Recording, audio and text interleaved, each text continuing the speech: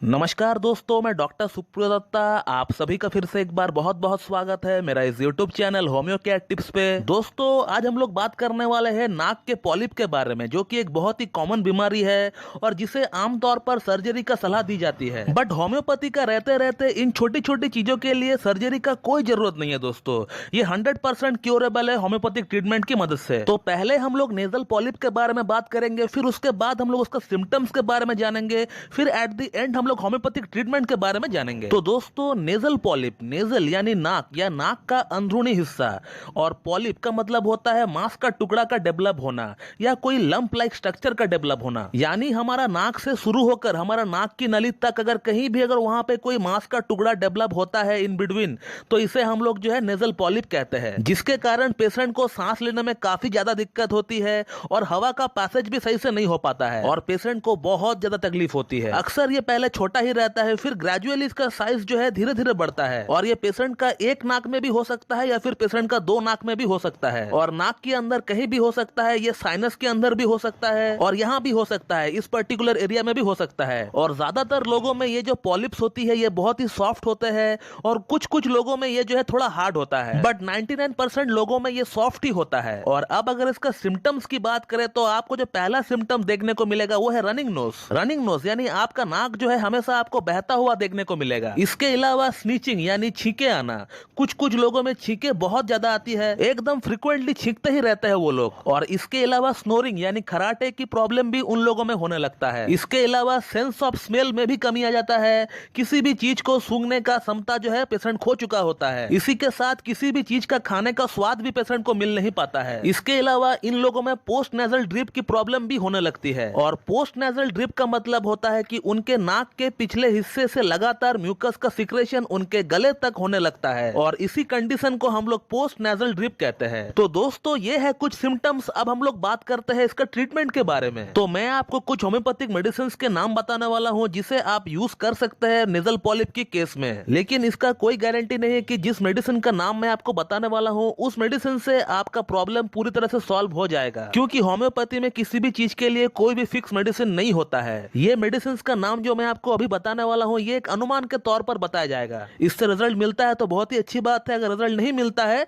तो आप अपना डॉक्टर साहब से कंसल्ट करें। ऐसा बिल्कुल भी नहीं है कि जो मेडिसिन का नाम मैं आपको बता रहा हूं उससे अगर रिजल्ट आपको नहीं मिलता है तो होम्योपैथी बेकार है, ऐसा बिल्कुल भी नहीं है दोस्तों। होम्योपैथी में हर एक इंडिविजुअल केस के लिए, इंडिविजुअल पेशेंट के लिए अलग अलग मेडिसिन होती है, जो कि आपका पूरी केस हिस्ट्री जानने का बाद ही डॉक्टर आपको प्रेस्क्राइब कर पाएगा। पूरा केस हिस्ट्री जाने बगैर कोई भी मेडिसिन प्रेस्क्राइब करना वो ठीक नहीं होता है, बट फिर भी ये जो मेडिसिन है इसे एक अनुमान के तौर पर दिया जा सकता है पेशेंट को। तो दोस्तों, जो हमारा पहला दवा है उस दवा का नाम है सैंग्विनेरिनम नाइट्रिकम। दोस्तों, ये दवा उस कंडीशन में देना चाहिए जब आपका पॉलिप बहुत बड़ा हो चुका होता है, आप एक नाक से सांस ले रहे होते हैं और आपको सर्जरी के लिए कहा गया हो, तो उस कंडीशन में सैंग्विनेरिनम नाइट्रिकम बहुत ही अच्छा काम करता है। ऐसा बहुत सारे डॉक्टर्स को ये कहते हुए सुना हो कि ये जो है राइट साइडेड रेमेडी है, ये जो है राइट साइड की नोज पॉलिप में काम करता है। तो ऐसा बिल्कुल भी नहीं है दोस्तों, ये जो है दोनों साइड की नोज पॉलिप में काम करता है, इसे बिल्कुल दिया जा सकता है। इसका 30 पोटेंसी में आपको 2 बूंद सुबह 2 बूंद शाम को आपको लेना चाहिए। दोस्तों, हमारा जो अगला दवा है उसका नाम है एरमट्रिफ।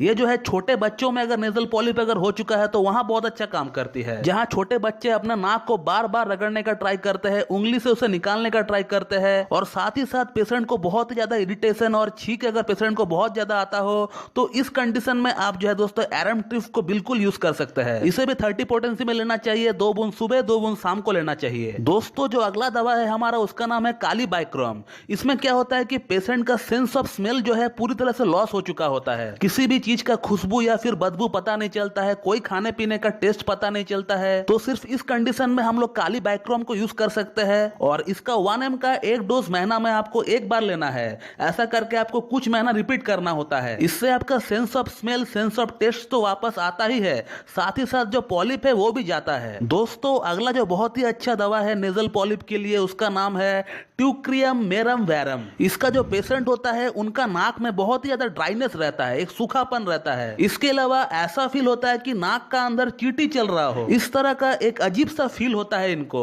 और इसी के साथ इनका आंख से और नाक से भी पानी बहने लगता है। तो इस तरह की कंडीशन के लिए हम लोग पेशेंट को ट्यूक्रियम मेरम वेरम 30 पोटेंसी में 2 बूंद सुबह 2 बूंद शाम को हम लोग दे सकते हैं। दोस्तों, जो हमारा अगला और जो अंतिम दवा दवा है उसका नाम है कैलकेरिया कार्ब। दोस्तों ये उस कंडीशन में दी जा सकती है जहां आपका पॉलिप एक बार ठीक होने का बाद फिर से आपको डेवलप हो चुका है, यानी मेडिसिन से आपका पॉलिप एक बार ठीक हो चुका है और ठीक हो जाने का कुछ दिन बाद आपको फिर से पॉलिप डेवलप हो चुका है। ऐसा कंडीशन एलोपैथी में देखने को मिलता है, होम्योपैथी में ऐसा कंडीशन बहुत ही कम देखने को मिलता है, 0.1 चांसेस रहता है होम्योपैथी में रिकरेंसी का। बट फिर भी अगर किसी को बार बार हो रहा है तो उस कंडीशन में वो जो है कैलकेरिया कार्ब का 1 mg का एक सिंगल डोज ले सकते हैं। इससे आपका ये जो बार बार पॉलिप बनने का जो टेंडेंसी है ये जो है वहीं पर रुक जाता है। तो दोस्तों ये है कुछ मेडिसिन नेजल पॉलिप्स के लिए, और भी ढेरों मेडिसिन है लाइक लिम्ना माइनर, हैंग्यूनेरिया कैन, कैलिनाइट्रिकम, फॉस्फोरस, इवन नक्स भूमिका, और भी बहुत सारे मेडिसिन है, the list can go on. तो दोस्तों होम्योपैथी का रहते रहते आपको नेजल पॉलिप के सर्जरी के बारे में बिल्कुल भी सोचना नहीं चाहिए।